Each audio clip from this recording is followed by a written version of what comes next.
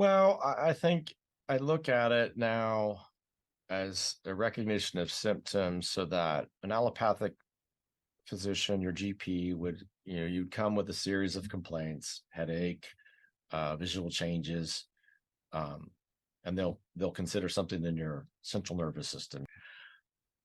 So pretty much at any given time, I have somebody show up with all of those complaints at one time, and they have breast implants. So basically, if you do and check the boxes for just symptoms as a physician, all of my patients check almost a box or two or three in every single category down the body. It's chronic inflammation, uh, how we deal with it for the cancer patient or the cosmetic patient doesn't vary as much. And then we do our testing, which is part of our holistic accelerated recovery program, check their genetics, their toxicity profile, their gut microbiome, their hormone status, and look at a food sensitivity test to see what triggers can we take out of their day to day that will help reduce their inflammation right off the bat and adjust their diet and take gluten out and take dairy out and processed foods and decrease sugar.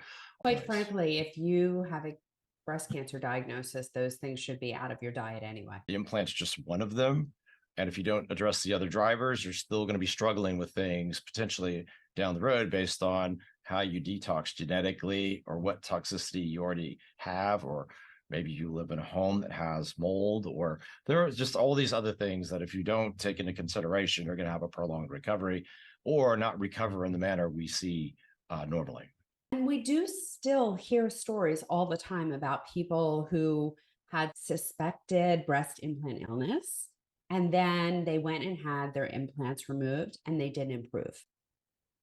And so Right. I guess what you're saying is that there are other factors happening there and the implant is just a part of it, but that you have to address all these other things.